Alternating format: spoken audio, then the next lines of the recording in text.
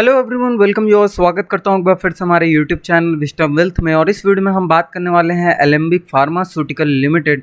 जी हां, एक pharma sector की बेहतरीन कंपनी के बारे में, और जानेंगे कि क्या जिस तरीके से इसने पिछले 1 वीक में रिटर्न्स दिए हैं इन्वेस्टर्स को, आने वाले टाइम में क्या उसी स्पीड से रिटर्न्स देखने को मिलेंगे या नहीं मिलेंगे। तो सारे विषयों में बात करेंगे इस वीडियो के माध्यम से, जानेंगे इस स्टॉक के फंडामेंटल्स को, टेक्निकल्स को और इसके रिटर्न्स को। लेकिन उससे पहले एक छोटी सी रिक्वेस्ट है कि अगर आपने अभी तक चैनल को सब्सक्राइब नहीं किया तो प्लीज़ सब्सक्राइब कर लीजिए, बेल नोटिफिकेशन ऑन कर लीजिए, जिससे कि सारे लेटेस्ट अपडेट आपको मिलती रहे। तो देखिए, पहला जो मैं बात करने वाला हूं वो है फंडामेंटल इसके बारे में, यानी कि फंडामेंटली ये कैसी है कंपनी, मार्केट कैप क्या है, करंट प्राइस क्या है, डिविडेंड कितना देती है, तो उसके बारे में हम बात करेंगे। तो आपके सामने देखिए, मार्केट कैप जो है वो है 17,830 करोड़ का मार्केट कैप है इसका, और अपने आप में बहुत ही भारी भरकम मार्केट कैप है। तो इसमें मार्केट कैप के हिसाब से अगर मैं बोलूँ तो ये ठीक ठाक मार्केट कैप है एलेम्बिक फार्मास्यूटिकल लिमिटेड का। अब करंट प्राइस की अगर हम बात करें तो 945.90। जी हाँ, करंट प्राइस जो है वो थोड़ा सा फ्लक्चुएट हो सकता है, क्योंकि जो डेटाज मैं निकाला हूँ आपके सामने, ये फंडामेंटल्स के जो डेटा हैं स्क्रीन पर, वो screener.in से मैंने निकाले हैं, और उसमें जो करंट प्राइस है, मार्केट प्राइस, वो अपडेट होने में थोड़ा सा टाइम लगता है। तो ये इसके आसपास ही करंट मार्केट प्राइस जरूर होगा। अब देखिए, 52 वीक हाई जो है वो 984 का है, और 434.80 का यहाँ पर 52 वीक लो है इस स्टॉक प्राइस का। और यहाँ पे बुक वैल्यू की मैं बात करूँ तो 170.78 की बुक वैल्यू है इस एलेम्बिक फार्मास्यूटिकल लिमिटेड की। और स्टॉक पी यानी कि stock price to earning ratio की मैं बात करूँ तो 20.69 का यहाँ पे stock price to earning ratio देखने को मिलेगा। वहीं डिविडेंड यील्ड परसेंटेज क्या है आपके सामने मैं यहाँ पे बता रहा हूँ, तो 0.74% जो है डिविडेंड यील्ड परसेंटेज है। और डिविडेंड जो है आपको हमेशा ध्यान में रखना है कि फेस वैल्यू पे मिलता है, और फेस वैल्यू है 2 रुपये की।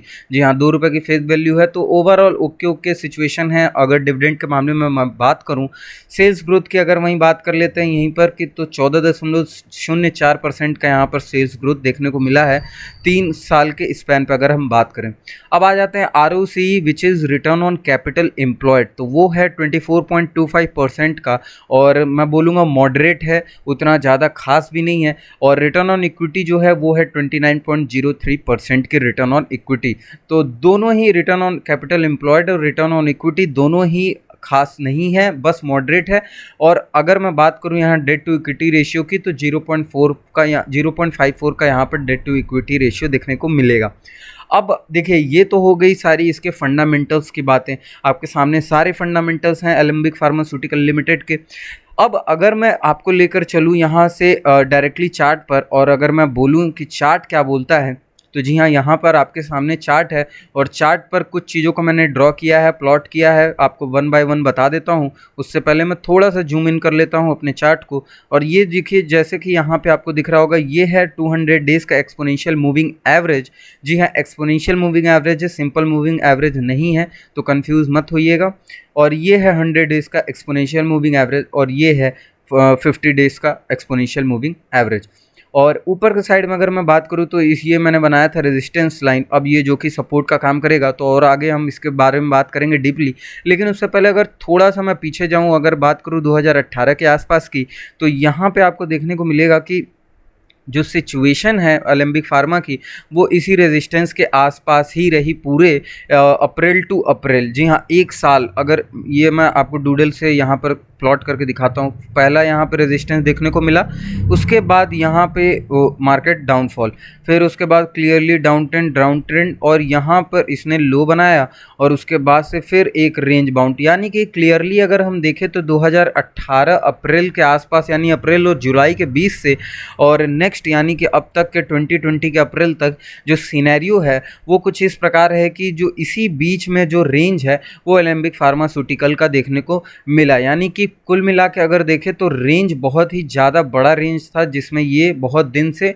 क्या कर रहा था, एक ही रेंज बाउंड मार्केट में अपना वर्क कर रहा था। हुआ क्या कि सेम सिचुएशन, जैसा कि मैंने बताया कि ऊपर के साइड में मैंने यहाँ पर जो रेजिस्टेंस लाइन ड्रॉ की थी, उस रेजिस्टेंस लाइन पर आने के बाद दूसरी बार एक बार फिर से ब्रेक करने का यहाँ पे पॉसिबिलिटी किया, और यहाँ पे फेल हो गया। अगर मैं जूम इन करके बताऊँ, अब फेल्ड जो कैंडल है वो फेल कैंडल ये है, यहीं पर वो ब्रेकआउट जो है रेंज ब्रेकआउट फेल हो गया। और उसके बाद से क्लियरली यहाँ पर डाउन ट्रेंड देखने को मिला एंड देन एक यहाँ पर ईयर का मैं अगर बोलूँ तो लोअर यहाँ पर साइड बना देखने को मिला।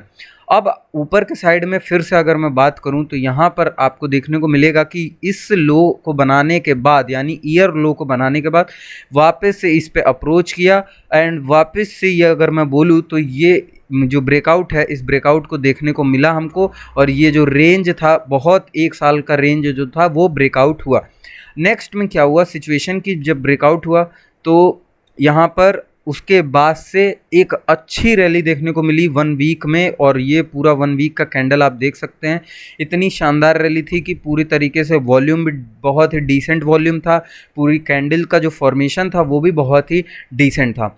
अगर मैं इसको अब थोड़े लोअर टाइम फ्रेम पर ला कर दिखाऊँ और आपको और क्लियर करने की कोशिश करूँ तो आई होप बहुत ही क्लियर आप समझ जाएंगे कि जो मैं बताने की कोशिश कर रहा हूँ वो किस चीज़ के बारे में है।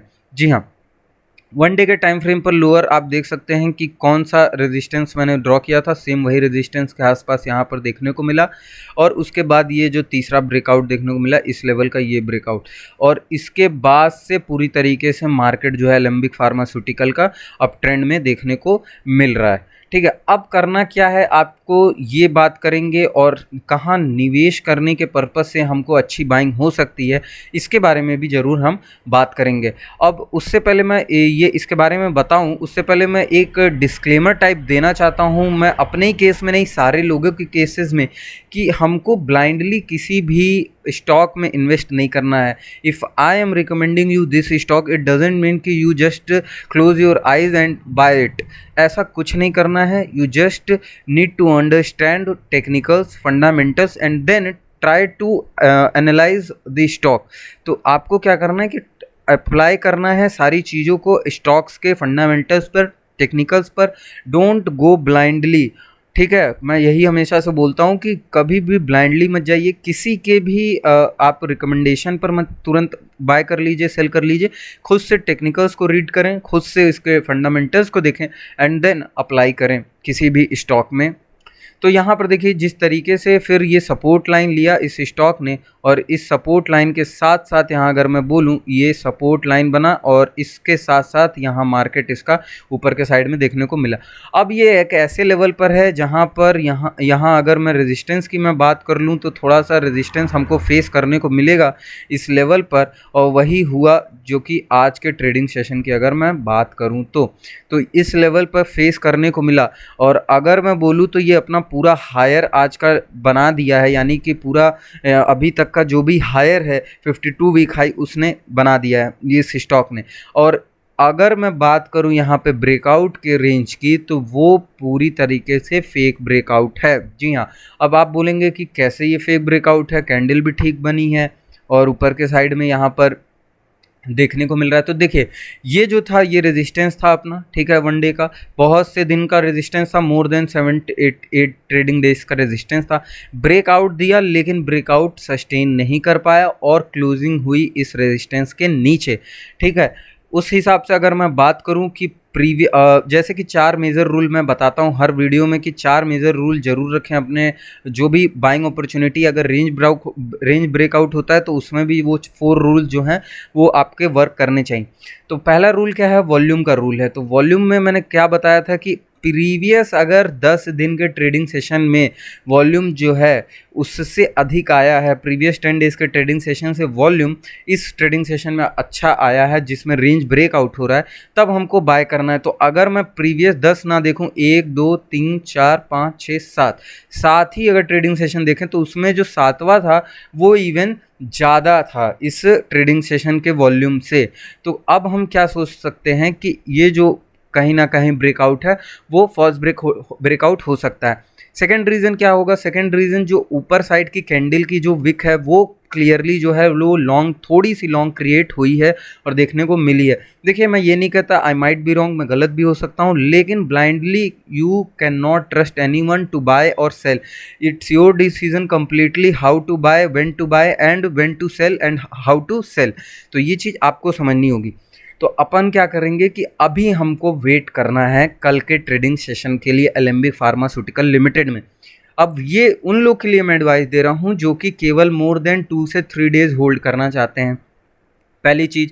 दूसरी चीज़, अभी मैं उनके लिए बिल्कुल नहीं बोल रहा हूँ कि इन्वेस्ट करें जो लॉन्ग टर्म के इन्वेस्टर हैं, क्योंकि आपको इससे भी बाइंग अच्छी अपॉर्चुनिटी मिलेगी। और वो मैं बता देता हूँ, ये जब लेवल ब्रेक होगा और इस लेवल के आसपास जब ये स्टॉक आएगा, तब आपको हो सकता है एक अच्छी बाइंग बनानी चाहिए। और इसी सिनेरियो में जैसे ही डाउनफॉल आता है, तब आपको एक अच्छी बाइंग देखनी चाहिए, क्योंकि अब स्टॉक अपने 52 वीक हाई पर है। आप 52 वीक हाई पर चले गए, मार्केट क्रैश हो गया, करेक्शन आ गया मार्केट में, तो आप पूरी तरीके से ब्लाइंडली मैं बोलूँगा कि गैम्बलिंग कर रहे हैं। तो 52 वीक हाई पे डेफिनेटली आप बिल्कुल ले सकते हैं, ऐसी बात नहीं है कि नहीं भी ले सकते, बहुत से स्टॉक लोग लेते भी हैं, लेकिन उस चीज़ों को देखने के बाद, एनालाइज करने के बाद, इस वजह से मैं बोल रहा हूँ। तो अब 2-3 दिन के होल्डिंग पोजीशन के लिए मैं बाय जो ऑर्डर यहाँ पे बोलूँगा लगाने के लिए, वो ये होगा कि जब ये रेंज जो है ब्रेकआउट कल मिले वापस से देखने को, और अच्छे वॉल्यूम के साथ, जिसकी कैंडल के जो यहाँ लोअर साइड की अगर विक की बात करूँ छोटी हो, ऊपर के साइड की जो हो, नहीं नीचे के साइड की जो है वो लंबी हो, ऊपर के साइड की छोटी हो, तब आप एक पोजीशन बना सकते हैं। ठीक है, अगर यहाँ पर नीचे के साइड की छोटी हो, ऊपर के साइड पे लंबी दिखाई दे हमको अगर शेडो, तो हमको ऊपर बनाने पोजीशन बनाने से थोड़ा सा हिचकिचाना पड़ेगा। जी हाँ, क्यों? क्योंकि ऊपर क्लियरली रिप्रेजेंट कर रहा है, लंबी विक जो है हमेशा रिप्रेजेंट करती है कि जो मार्केट में सप्लायर हैं, वो सप्लाई जोन वो आने वाला है या आ चुका है। तो इस चीज़ के लिए मैं बोलता हूँ कि कभी भी लॉन्ग विक के टेल पे और 1 डे का अगर कैंडल है, तो हमेशा बाइंग से बचें। तो कल के केस में क्या करना है, विद वॉल्यूम अगर यहाँ पर ब्रेकआउट देखने को मिलता है, तो आपको 2 से 3 दिन के लिए होल्डिंग पोजीशन लेनी है। और जो लॉन्ग टर्म इन्वेस्टर्स हैं, उनको इस लेवल का वेट करना चाहिए। और ये लेवल भी ब्रेक होता है, तो आपको और नीचे के लेवल पर बहुत ही डिसेंट ब्रेकआउट के साथ, इस ब्रेकडाउन के साथ नीचे के लेवल को देखने को मिलेगा। तो इस वजह से मैं हमेशा बोलता हूँ, हमेशा अपने जो भी एक्सपेक्ट्स हैं सोचने के, करने के, वो चीज़ों को ध्यान में रख के करिए, वो चीज़ों को ध्यान में देख के करिए, फंडामेंटल्स को रीड करिए, टेक्निकल्स को रीड करिए, एंड देन मार्केट में पोजीशन बनाइए। तो इस वीडियो में बस इतना ही। वीडियो अच्छी लगे तो लाइक करिएगा, सब्सक्राइब करिएगा, चैनल को बेल नोटिफिकेशन ऑन कर लीजिएगा, जिससे कि सारे लेटेस्ट अपडेट आपको मिलती रहे।